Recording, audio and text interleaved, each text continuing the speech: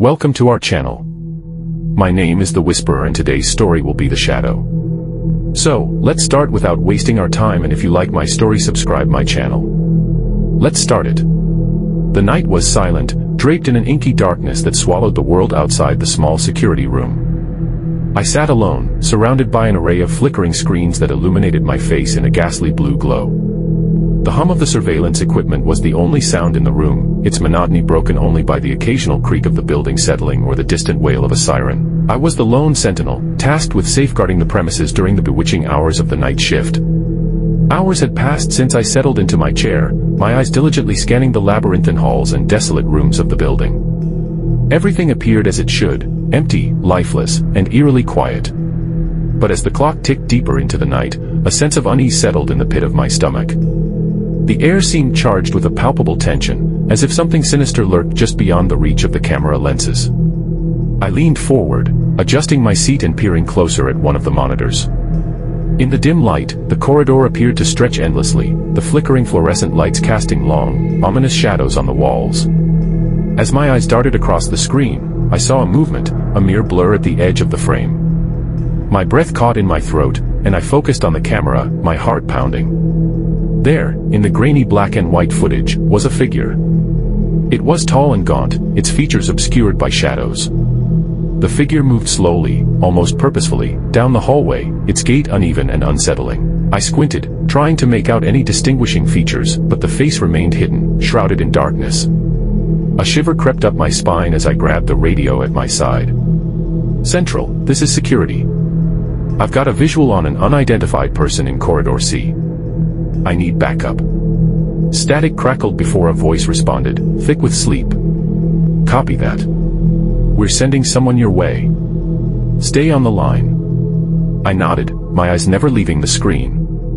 The figure continued its eerie saunter, disappearing momentarily from one camera's view only to reappear on another. It seemed to be toying with me, always staying just out of clear sight, a phantom in the night. Minutes dragged on like hours as I awaited the arrival of my colleagues. The figure persisted in its haunting stroll, growing closer to the main entrance with every passing moment. I gripped the edges of the desk, my knuckles turning white, and watched in dread as it reached the lobby. As if sensing my gaze, the figure turned its head toward the camera, and I gasped. Its eyes, 2 points of cold, blue light, glowed in the darkness, fixated on the lens as if it could see me. I recoiled, my heart pounding so loudly that I could hear it in my ears. "Central, it's looking at the camera," I stammered into the radio. "I need someone here now." The response was a garbled mess of static and fragmented words. Desperation clawed at me as I watched the figure approach the security room. It moved with an unnatural grace, its movements silent and deliberate. My fingers fumbled for the door lock, and I managed to secure it just as the figure reached the hallway outside. The lights flickered, casting eerie shadows across the room, and I pressed myself against the wall, my breath shallow and rapid. I could hear its footsteps now, soft but deliberate, as it approached the door. Each step sent a chill down my spine, and I prayed that the lock would hold. The figure stopped just outside the door, and I held my breath, willing myself to be invisible. Through the frosted glass window, I saw its silhouette, tall and imposing. Its hand reached out, fingers curling around the doorknob. I bit down hard on my lip to stifle a scream, my entire body tensed, ready to bolt at a moment's notice. Seconds stretched into an eternity before the figure withdrew its hand, and I heard its footsteps fading away down the corridor. Relief washed over me, but it was short-lived. The building seemed to groan and sigh around me, the very walls whispering secrets that I couldn't comprehend. Summoning my courage, I cautiously unlocked the door and peeked into the hallway. It was empty, devoid of any signs of the figure. I hesitated for a moment before venturing out, my flashlight casting shaky beams of light across the walls. The air was thick with a sense of dread, and I could feel unseen eyes watching my every move. I retraced the figure's steps, my footsteps echoing in the empty corridors. Each flickering light and distant sound sent my heart racing. I couldn't shake the feeling that I was being followed, that the figure was still there, just out of sight, waiting for the perfect moment to strike. I finally reached the lobby, my eyes scanning the area for any signs of movement. The room was still, the silence broken only by the distant wail of sirens. I let out a shaky breath, my nerves frayed to the breaking point. Whatever had been in the building with me was gone, but its presence lingered, a haunting memory etched into the very walls. I made my way back to the security room, my steps quickening with each passing moment. As I entered, I glanced at the monitors, half expecting to see the figure staring back at me. But the screens were empty, showing only the empty halls and deserted rooms.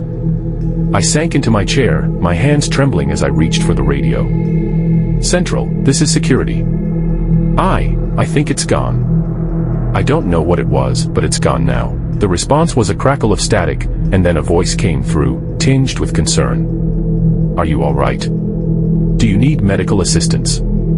I hesitated for a moment before shaking my head, even though I felt far from all right. "No, I'm fine.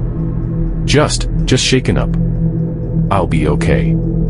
The sun began to rise, casting a faint light through the windows and dispelling the darkness that had settled over the building.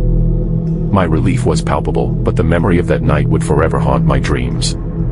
I had come face to face with something beyond explanation, something that defied logic and reason. As the day shift arrived to relieve me, I gathered my belongings and made my way to the exit. The building, once familiar and comforting, now felt alien and menacing. I stepped out into the daylight, the warmth of the sun a stark contrast to the cold grip of fear that still clung to me. I glanced back at the building Joan last time, my eyes drawn to the security room window.